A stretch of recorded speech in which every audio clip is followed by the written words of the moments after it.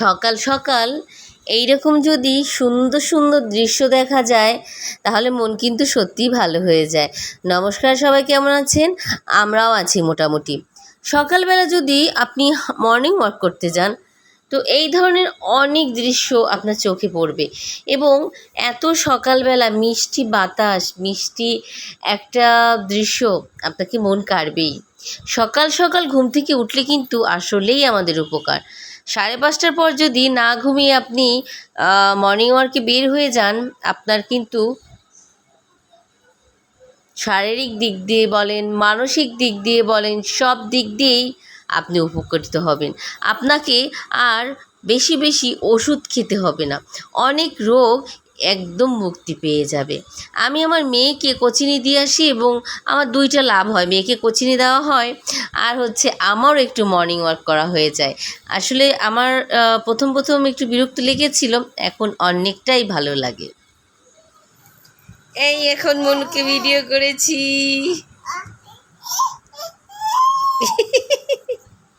Video করা যাবে না? এই যে ওরে বাবা, ওই মামার মাই ঘুম থেকে উঠেছি। বাবা, দিদি কই? দিদির ডাক দাও। চিচি ডাকো। তো বাবার বাসায় এসে বসে থাকলাম, মেয়েকে তো 9টায় আনতে যাব। তো এই যে আমাদের পুচকু, সে আমার সঙ্গেই যাবে। পুরো বায়না ধরেছে, আমাকে জুতো এনে দিচ্ছে, তারপরে নিজের জামা নিয়ে আসছে, প্যান্ট নিয়ে আসছে, মানে এই যে আমাকে জুতো আগিয়ে দিচ্ছে, মানে আমার সঙ্গে এখন সে বাহিরে যাবে। এই যে আটকা থাকে তো তাই। তো মানে আটকা থাকলে একটু মুক্তি পেলে যা হয়, আমাদের পিচ্চির অবস্থা ঠিক তাই হয়েছে।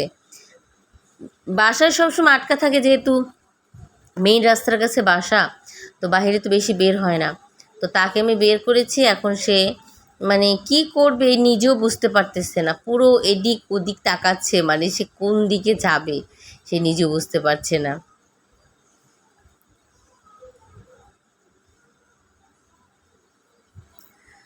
আমরা যারা শহরে থাকি আমাদের কিন্তু এই ধরনের সুযোগ হয় না যে বাচ্চাদের কোথাও খেলতে দিব, ওরা মুক্ত কোথাও হাঁটবে, দৌড়াবে, একদমই সুযোগ হয় না।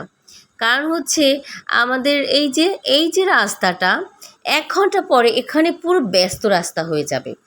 অটো, রিক্সা, ট্রাক, তারপরে যে কোনো মাইক্রো বলেন, সব কিছু এই রাস্তা দিয়ে চলাচল করে। তারপরে ব্যস্ততম রাস্তা হয়ে যায়, বাচ্চা তো দূরের কথা, বড়রাই সমস্যায় পড়ে। তো আমাদের এই যে পিংপং বল, তিনি যে খোলা পেয়ে এখন পুরো দমে দৌড়াচ্ছেন, মানে সে মহা খুশি।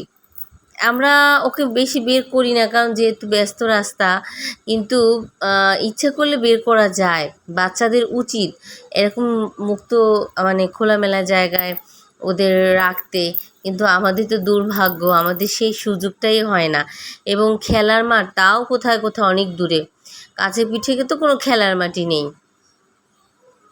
আর এখন খেলার মাঠ বলতে আপনি বিল্ডিং, খেলার মাঠ তো কোথাও পাবেন না।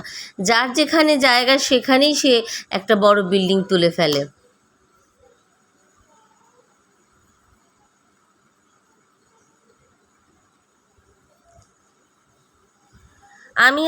আমার প্রতিদিনই আমি 7:30টায় বের হই। তো 7:30টায় বের হয়েছি, এর জন্য রাস্তাটা এত ফাঁকা, এবং আমাদের পিংপং বল ওই যে দৌড়াচ্ছে এত ফাঁকা বলেই। এই তার দিদিভাই চলে আসছে, এই যে।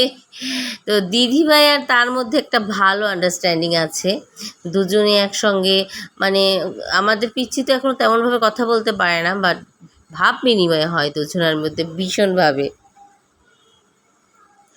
আস্তে আস্তে আমরা একটু একটু করে ঠিক হয়ে যাচ্ছি। তো আর একটু সারতে দেরি লাগবে আমাদের, যে কিছুদিনের যে সমস্যা হয়েছিল দেশটার।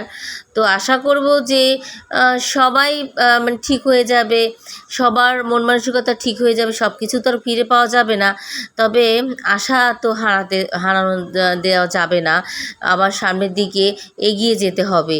তো আমি এটাই কামনা করব এবং আমার ভিডিও আজ এ পর্যন্তই শেষ করব। তো সবাইকে নমস্কার।